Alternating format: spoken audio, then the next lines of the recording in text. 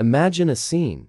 The house finally settles into a tranquil silence following dinner. The day's clamor has faded away, replaced by a soft, gentle light that envelops the room. As you take a moment to breathe in this peaceful atmosphere, your eyes catch sight of crumbs scattered on the floor, perhaps lingering near the dining table or at the kitchen doorway. Without a second thought, you reach for the broom, intending to tidy up quickly so you can finally enjoy some well-deserved rest. But just as the broom makes contact with the floor, a familiar voice rings in your mind. It's the voice of your mother or grandmother, echoing a long-held belief. Stop. Don't sweep at night. You'll sweep the blessings out of the house. You hesitate, broom in hand, and a wave of unease washes over you. A routine task, once so simple, now feels burdensome, almost ominous. This revelation brings forth a torrent of questions. Is this just a cultural myth? Do Islamic teachings actually prohibit sweeping at night? Have I unknowingly committed a mistake in my everyday life? What was once a comforting routine is now clouded with uncertainty and apprehension.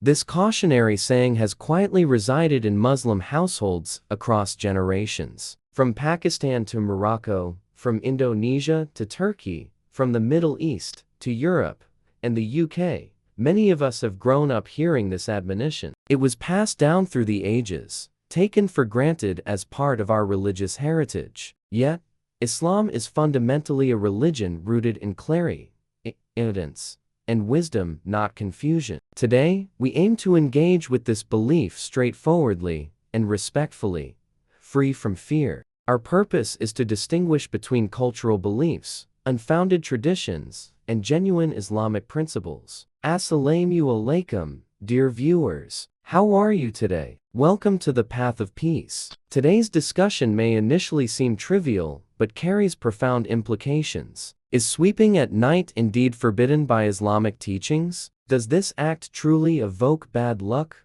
poverty, or a loss of benedictions? Or has it merely woven itself into our lives as a cultural notion masquerading as religious doctrine? To elucidate this question effectively, we must return to the foundations of our faith, the Quran, the authentic Sunnah of the Prophet Muhammad, peace and blessings be upon him, and the insights of trustworthy scholars. Stay with me, for by the end of this discussion, we aim to replace anxiety with clarity and doubt with confidence. First, let's clarify the belief itself. The most prevalent version of this perspective is stark and unsettling. Sweeping at night purportedly sweeps away risk or sustenance. The very act of dust dispersing from the house becomes a symbol of wealth, blessings, and stability departing alongside it. This imagery can invoke fear, particularly among parents who are deeply concerned about providing for their families. No one wishes to bear the burden of inviting hardship into their home. In various cultures, the specifics of the belief may vary. Some maintain that sweeping at night disturbs the angels of mercy who grace the home during the evening. Others assert that it shows disrespect to the spirits of deceased loved ones who might visit at night.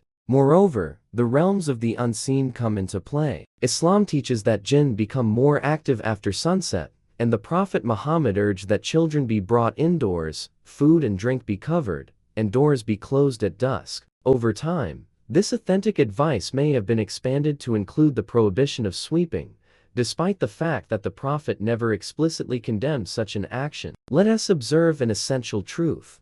None of these beliefs are articulated directly in the Quran or authenticated hadith. Instead, they originate from familial wisdom, cultural practices, and collective memory. These teachings were sincerely passed down through generations to safeguard families from harm. Consequently, questioning such beliefs might feel uncomfortable, as if one were challenging the very love and care of their ancestors. This creates a tangible conflict in the contemporary world. Imagine a working parent who can only find time to clean after everyone else has gone to sleep.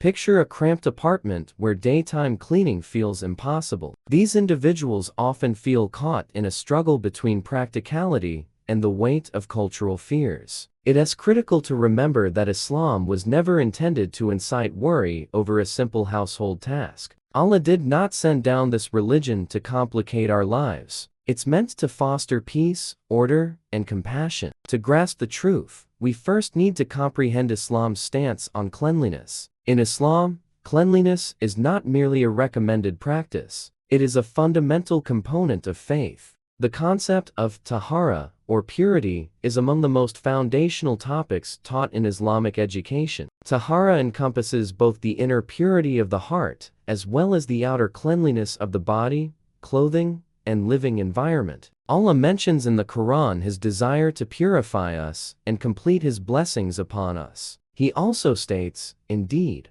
Allah loves those who purify themselves." Reflect on this for a moment. Allah's love is intricately tied to our pursuit of cleanliness. It transcends practicalities and enters the realm of spirituality. The Prophet Muhammad exemplified this teaching in his daily life. He encouraged behaviors such as brushing teeth with miswak, trimming nails, removing unwanted body hair, and using pleasing scents. He had a dislike for disorder and unpleasant odors, advising his companions to maintain both personal hygiene and a clean home. A clean living space nurtures a calm heart and facilitates focused worship. Certain narrations indicate that it is discouraged to leave waste in the house overnight, which suggests encouraging evening cleaning rather than avoiding it entirely. Furthermore, there exists a well-known hadith familiar to every student of knowledge: cleanliness is half of faith. Scholars interpret this profound saying in various enlightening ways. Some posits that faith consists of two halves,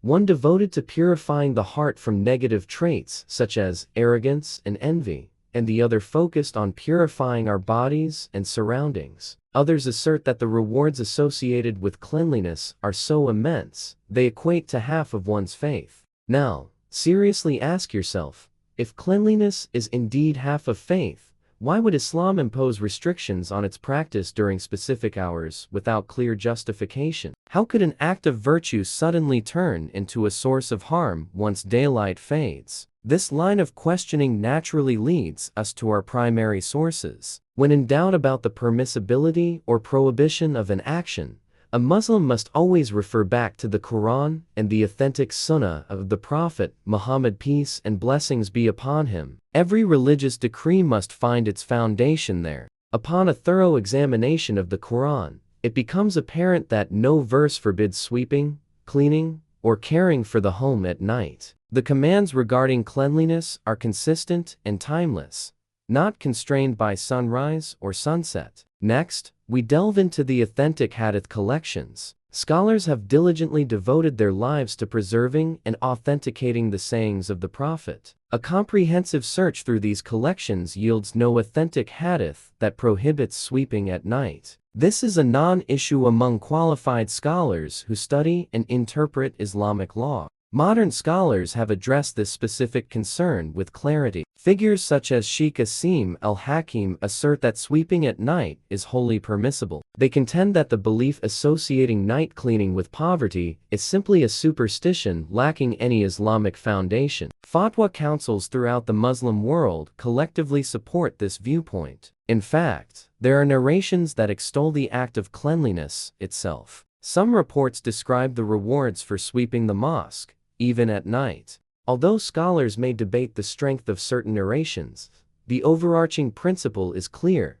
cleaning is encouraged, not taboo. Imam Ali ibn Abi Talib, may Allah be pleased with him, is noted to have said that sweeping the doorstep enhances one's sustenance. This statement alone effectively dispels the associated superstition. It's important to note that weak hadiths cannot serve as grounds for implementing religious prohibitions. Islam is meticulous and deliberate concerning what it classifies as haram. Thus, the conclusion is straightforward: there exists no Islamic prohibition against sweeping at night. But where does this deeply rooted belief originate? To uncover this, let us take a step back into history. Imagine a time devoid of electricity when darkness fell, homes turned dim and shadowy, with oil lamps and candles providing weak, flickering light. Floors were often made of earthen materials or crude stone, and families owned very little. A single coin, needle, or a piece of jewelry could hold immense value.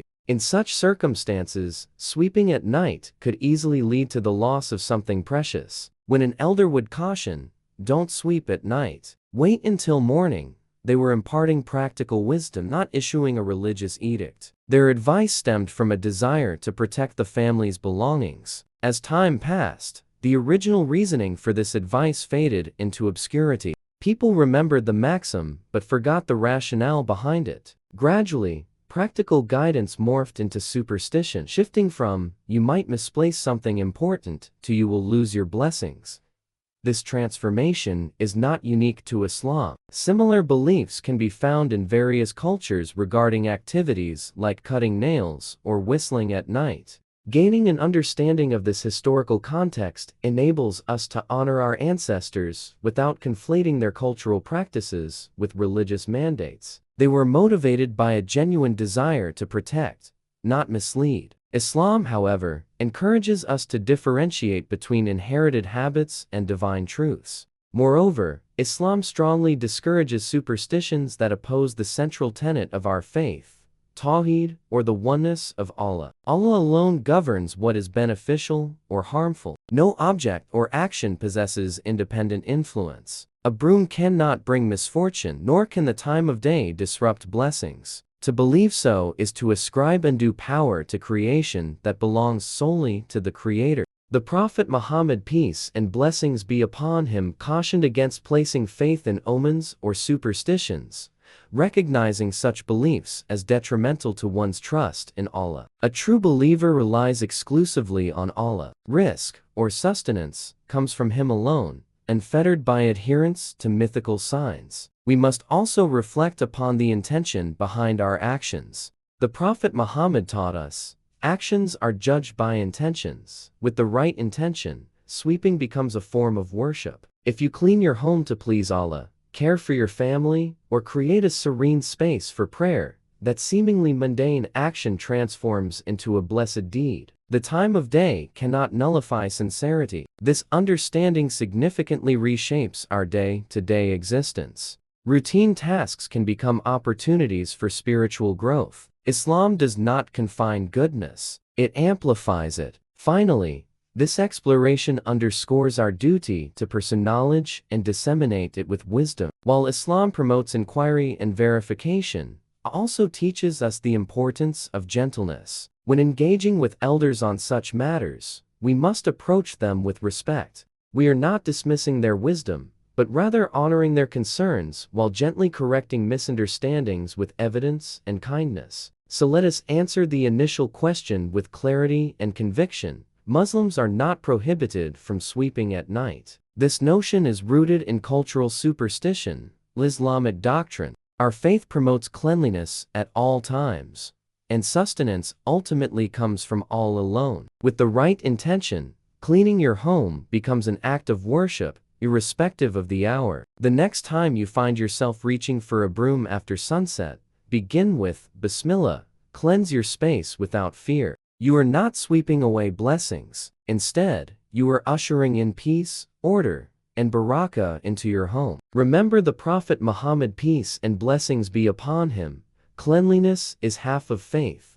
May Allah bless our homes and hearts, making them places of purity, wisdom, and unwavering trust in Him. Don't forget to subscribe to our channel and tap the bell icon to stay updated with more insightful Islamic content. If you found this message valuable, please like, share, and comment to support our efforts and help spread the truth.